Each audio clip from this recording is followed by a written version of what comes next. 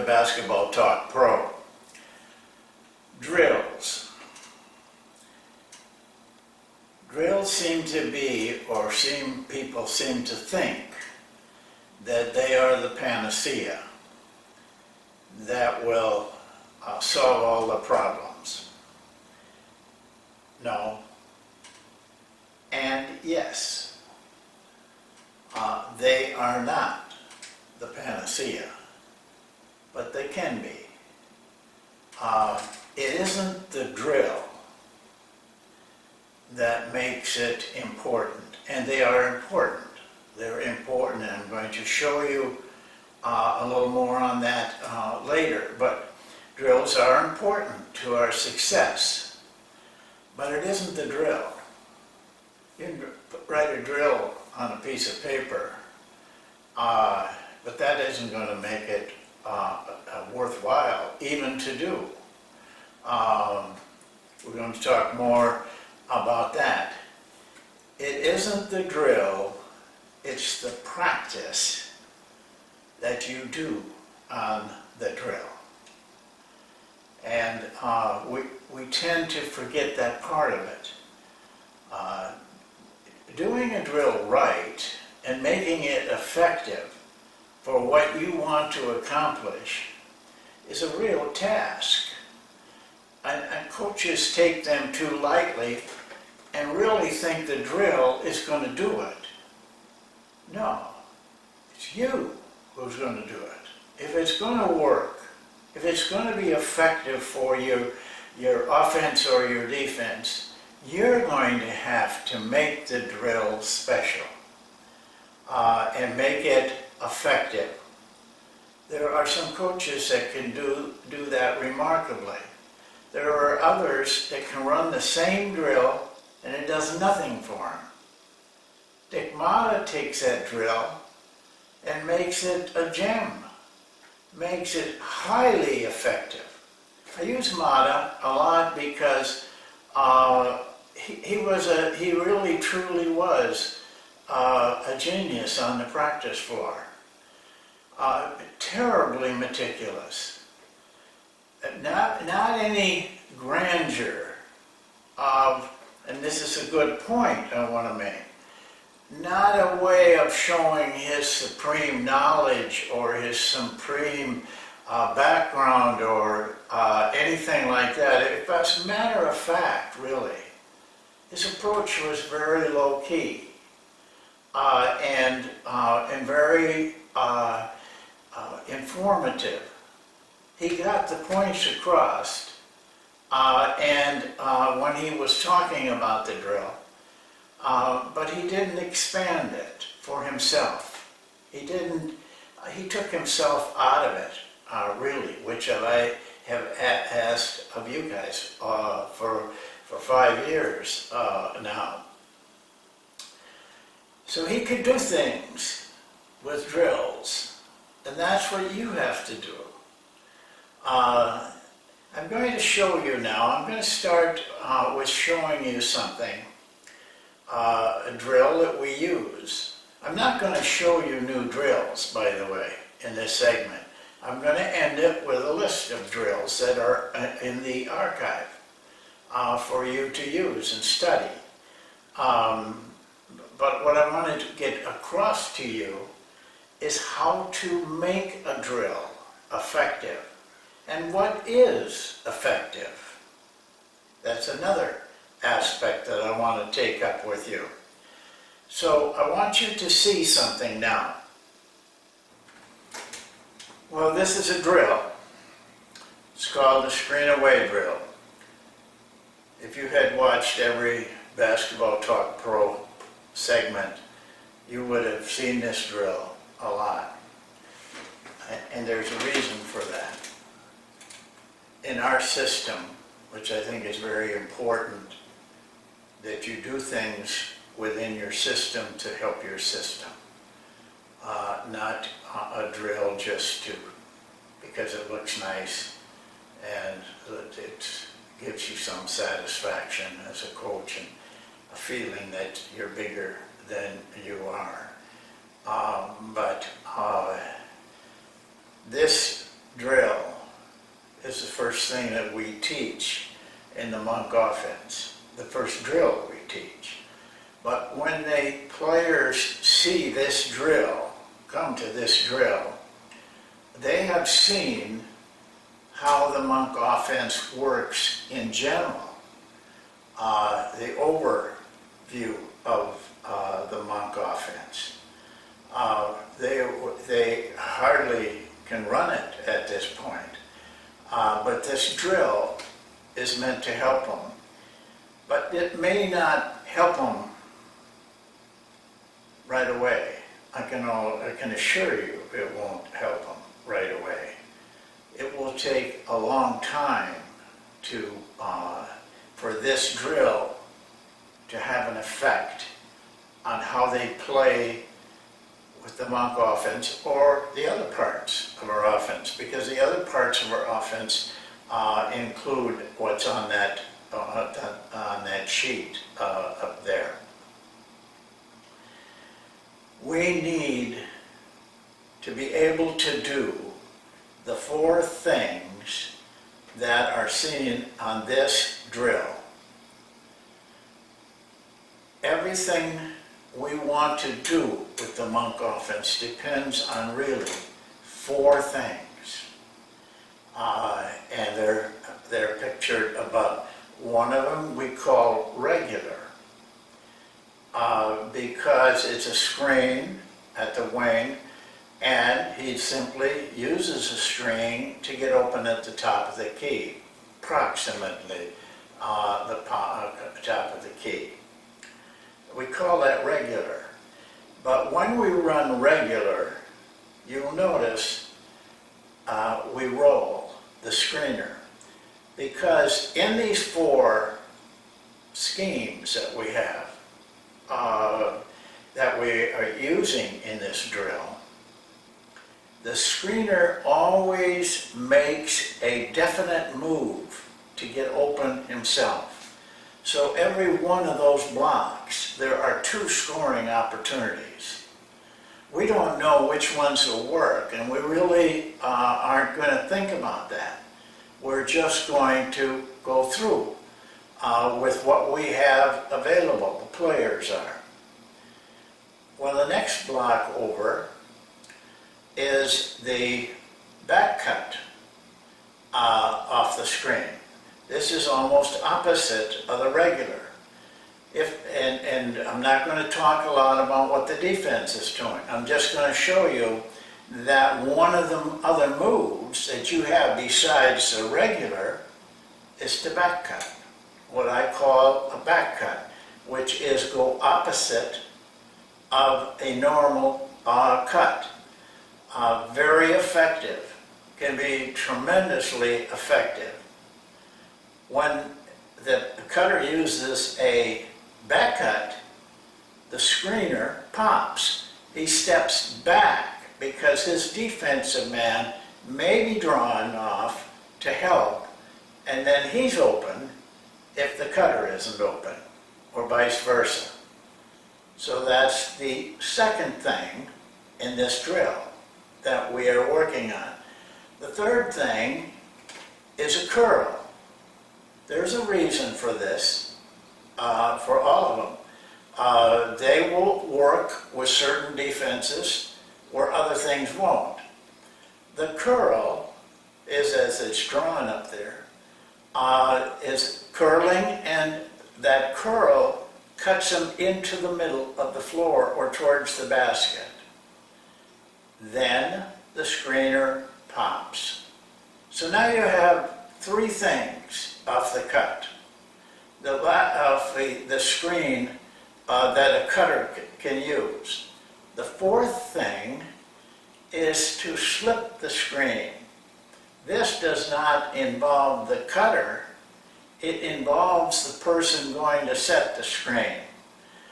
He, what we call, slips the screen. In other words, he goes to screen, but then makes his own cut, like a back cut, to the basket. And now the person, the cutter, pops. depending on where it's located on the floor. So there you have the 4 things that can be done in this drill. There's other things, by the way, but we tend to keep it at these 4 until a later time with more growth and more practice. What are we going to do with this drill? We're going to run it every day. Because it's so important to us that it has to go through certain steps in order for it to become mastered, what I call mastered, and I'm going to show you what I call mastered. Because this is what coaching a drill is. It now becomes practice. Practice that drill. Practice it. So there are steps, though, that the players go through in reaching the highest level of being able to run this drill correctly, and then apply it to game play. It doesn't do any good just to know your drill good. You've got to be able to apply it when you're playing in the game. So I'd like to show you the pattern that takes place in learning how the drill grows and develops and becomes effective. And I also am going to show you what that is. What is it when we're effective with part of the offense? I want to show that to you now. Well, I'm sitting off to the side of this because I want you to make sure you can see the words. It may be a little bit difficult. If we pull it any closer, then it gets too tight. You start cutting off. So, but I believe you'll be able to see them, and I will tell you them so that you'll know what I'm talking about. This is really could be titled "The Steps to Mastery of Running a Drill." Too many people are satisfied with less, a lot less. And I want to show you as carefully as I can, from my background and my research and thinking and talking to people, what happens in the learning of the player, not your knowledge, how they acquire knowledge. Learning takes a long time. There is no way around it. You cannot shortcut it. Yes, you can come up with clever little things, but chances are you're going to miss out.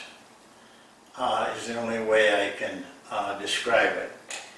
So the very first step in the learning process is the introduction. Basically what that is you tell them what you want in that drill, the screen away drill, let's use that, and you show them. That's how you have to go through the introductory period. But the introductory period isn't done after one day. It can go on for some time. Remember this, if you have 12 players out there, you have 12 minds that learn differently, some faster, some slower. If you're doing things correctly, your slowest will eventually be able to do what the quicker players have reached and get to the same place. And that should be your goal. This is where most coaching normally stops. Introduce it, let them run it a couple times, maybe 2, 3 practices, then go on to something else. It will not be what you want it to be, or at least what I think you should want it to be. This introductory period of showing and talking may go on for some time, and certainly this period is the highest period of correction. They don't know. That you tell them, but they must be told when they do it wrong and when they do it right. So they understand this is all part of the introduction to the drill. That has to take place. And before you can move to the next step. The next step from the player's standpoint is they know now, so now they are learning the drill. They're learning the back cut. They're learning the curl. They're learning how to slip the screen. It's a period of time of learning. It's not that you have the skill yet. You're learning. Your mind has to learn with you. You have to give it a chance to learn. You have to run enough of these so your mind is catching on and finding ways for you to do it effectively and correctly. It takes time. This can go on, and very few coaches go beyond this. Well, they can do it. So what else is there to do? There's a lot yet to do. It's just the beginning. Yes, they can do it. And you can sit back, there's less correction.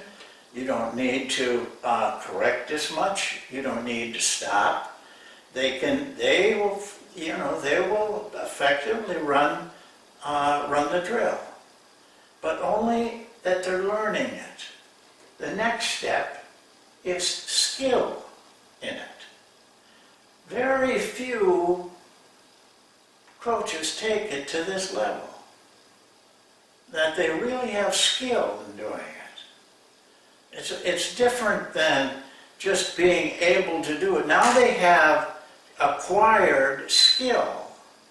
Maybe the skill of a back cut, maybe the skill of a curl, the skill of a pop or a roll.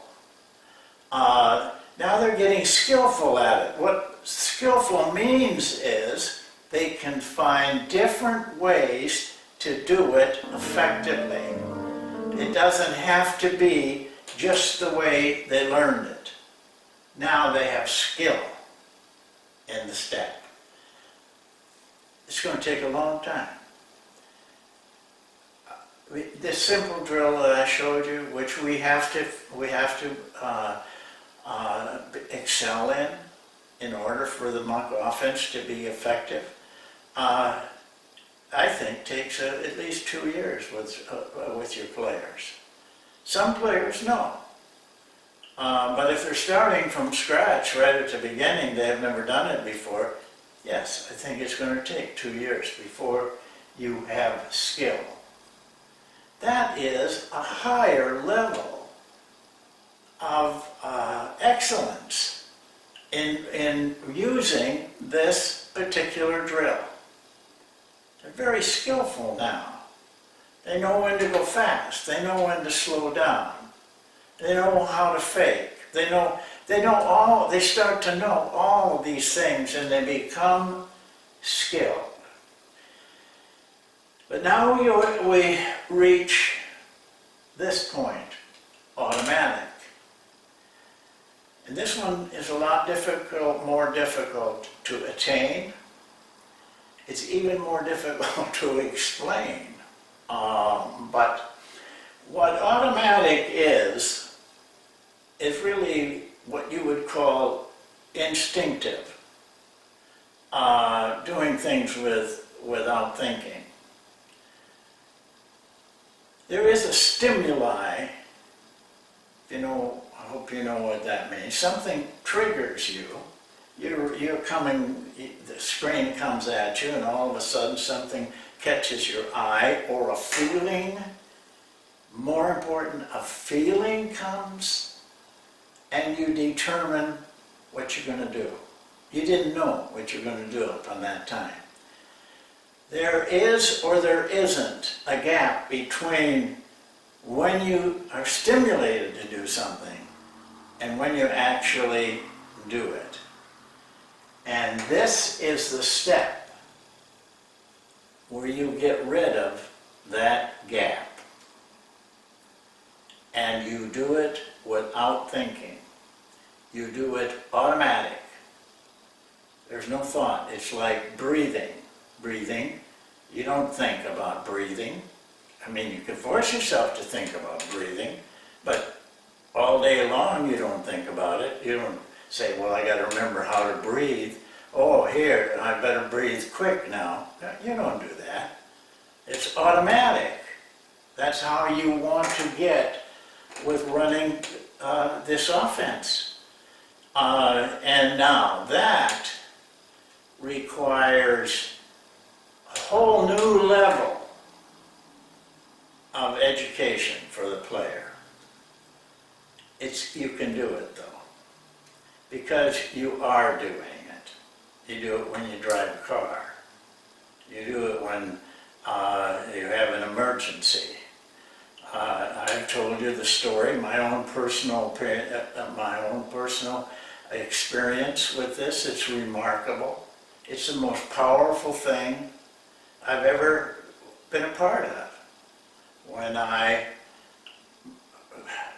kept my killer dog from killing my cat and ran 40 yards faster than I could have ever ran it in my life to save that cat's life, and do not remember anything about it.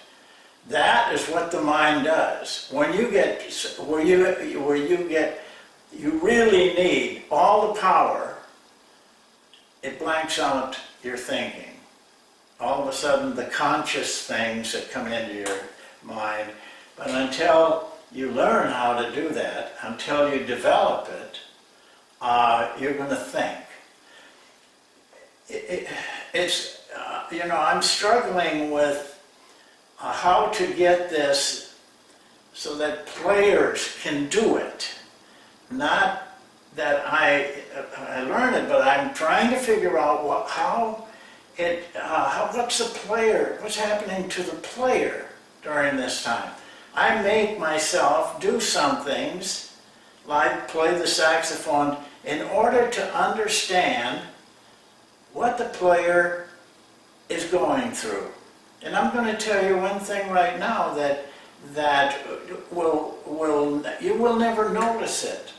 But in a split second that you have to make, you don't really make a decision, you automatically do it. If there is one little thought, can be anything. Am I ready? Is this going to work? I don't want to miss this shot. I mean, and that comes across consciously so quick that you can't stop it. But that's enough to keep you from doing something automatic.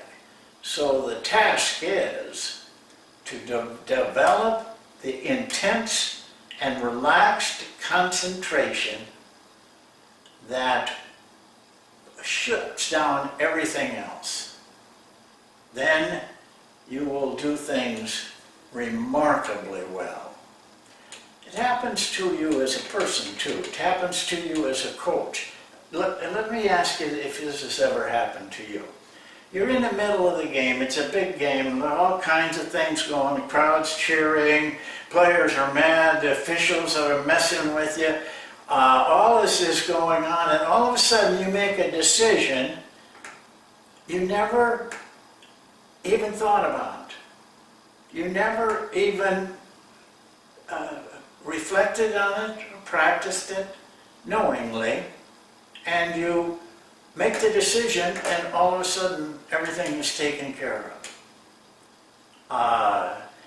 It's this kind of automatic decision I'm talking about. One time in a game, it was a playoff game, and we really needed to win the game.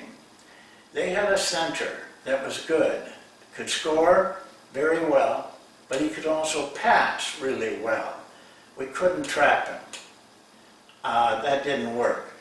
But our game was slipping away from us, and I knew that much. But all of a sudden, I called for a player. It shocked everybody. He's a player that hardly ever played. He went into the game, and the game turned around, and we won the game. Now, why did I do that? After the game, I thought, why would I go with this player? And I had other people ask me after the game, how did you think of that? Like, you know, I had some kind of plan. I didn't have a plan. I didn't know why I did it.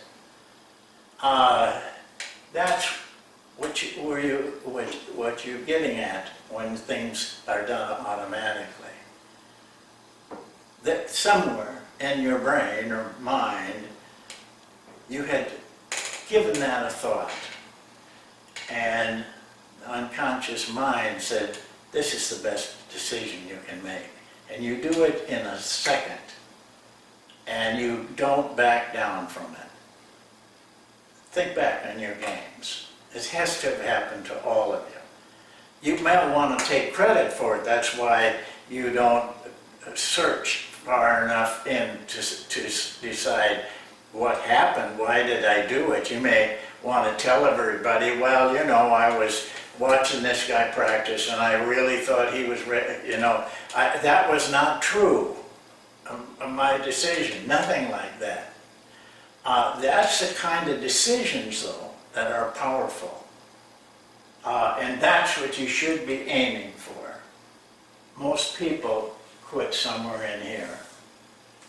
To get to here, now that's going to take time, but it's worth it. You can get them to be automatic on a screening situation, making cuts, and it's wonderful when you get it because they make cuts so fluidly, so quickly, so relaxed, because they're not thinking, and become tremendously effective. That's where you really want to be. That's mastery. You're a master of that particular move or the drill. How do you do it? Here they are. Repetition, repetition, and repetition. Don't ever forget that word in coaching. You must repeat and repeat. I'm not talking a week. I'm not even talking a season. I'm talking years if it's necessary. And that's why you should be teaching the screen away drill if you're running the monk offense at least to 8th graders. So they got 5 years to develop into it being automatic. And the last step is application. The ability to apply it in games. How do you do that? You scrimmage. You run a lot of 5-on-5. You give them a lot of chance to be in game-like experience in practice. There's a drill, many of you know it. It's called 4-on-4, half court, full court. It's the best drill I have found. I didn't find it, I made it. But it gave me exactly what I wanted. A lot of time for the players, but still time for me to interject corrections. It has to be run, though, a lot. Day after day, 5-on-5, 4-on-4, and pretty soon you will see the fruits of your labor. But it's senseless to be good at this a master of this and not apply it, be able to apply it in the games. So practice game-like situations using what we're showing you right here. Attention. You must be attentive. I've talked about Mana. I should tell you, in a practice situation with him, his mind and his eyes and his hearing were completely attentive to everything that was going on. And I've seen other coaches. I've never seen Phil Jackson practice. We were always on, I was on one team and he was coaching another one. And so, I never had the opportunity to see that. But I know I've seen Jerry Sloan's, a lot of Jerry Sloan's practices, and I know what attention is. But I don't see it in many coaches in practice. I see just the opposite. You must be attentive. You must be involved in that drill. That's very, very, very important. But another thing that's important, and I just got done showing you, it must relate to what you're doing. This is another terrible mistake coaches make. You see a nice drill, and then you say, well, how does that help you, say, run your fast break? And then they start making up things like, well, it gives us a lot of work on running, it gives us a lot of work on passing, but that isn't the purpose of the drill you're running. There's a purpose to that drill, and it should relate to what you're going to do in the game. It should relate to your offense. The reason I made such an epic kind of out of the screen away drill is because it relates directly to what we do in the monk offense. That, if it doesn't do that, why run that drill? It's not going to, no drill is that good that it's going to make any difference. But if you run drills that relate to what you do on offense and defense, then the drill is correct. It's what you should be doing. So don't take drills, easily, because they will only be effective. They will only have value in direct proportion to how you teach it, run it, discipline it, and involve yourself in it. Well, we've got one or two more, I guess, to do. And so we'll see you next time. Thanks.